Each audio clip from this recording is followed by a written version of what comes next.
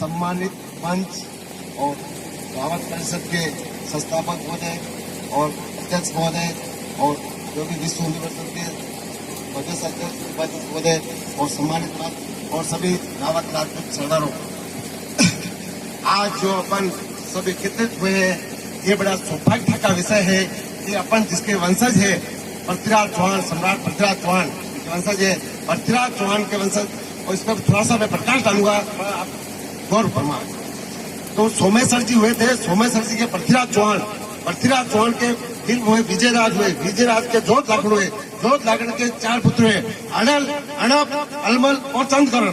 अनल के चित्ता कहलाए जो 44 प्रकार के चित्ता हुए। अनल के चित्ता, अणप के बड़, अलमल जी के मालव जी के माल रात गांव डाडोल बसई। ये फिर अलग अलग जिसके वंशज अपन है।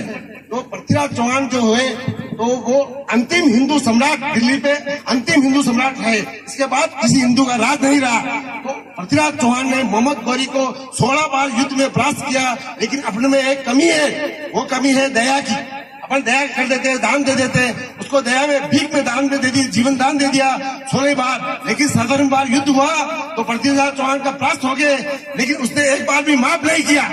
अपने 16 बार माफ किया, उसने एक बार भी माफ नहीं किया और पृथ्वीराज चौहान को पिंजरे में बंद कर दिया, जेल में बंद कर दिया और आंखें फोड़ दी गई। और उनके बाद में उनके ऊपर 100 तोमर लोहा जो आजकल 1 क्विंटल का आसपास होता है वो डाला गया। फिर बाद में उनके कवि थे चंद्रवर्दई गए और पृथ्वीराज चौहान से जब चर्चाई की तो पृथ्वीराज चौहान को बड़ा क्रोधित हुए। उन्होंने देखा कि मेरा ये क्या हाल है, आज मेरी क्या दुर्दशा है, मैं कितने राज और राजा से छाट बाट से रहता था, आज मेरा कवि मुझसे मिलने आया है, अब मैं इनको क्या दूं क्या नहीं दूं। फिर उस रंज और गम में पृथ्वीराज चौहान ने जो लोहे की जंजीरें थी उनको पकड़ के सलाखों को इतनी जोर से हिलाई कि जेल के ऊपर का कंगूरे टूट गए।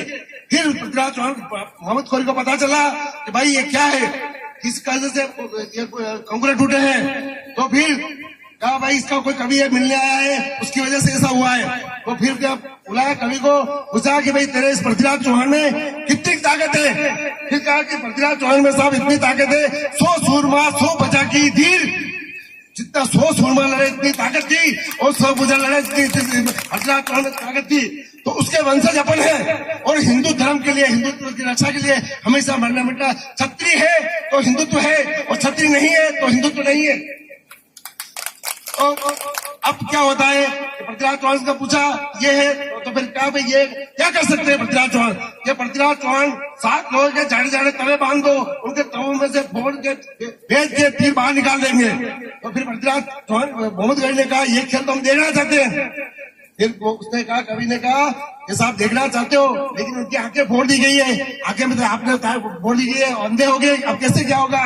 तो उन्होंने कहा कि मैं पास में खड़ा रहूं और मैं कविता कहूंगा, उसके आधार पे सप्तवेदी बांध चलाएंगे। तो सप्तवेदी बांध चला लिए, कहा भाई तू पास में खड़ा रहना।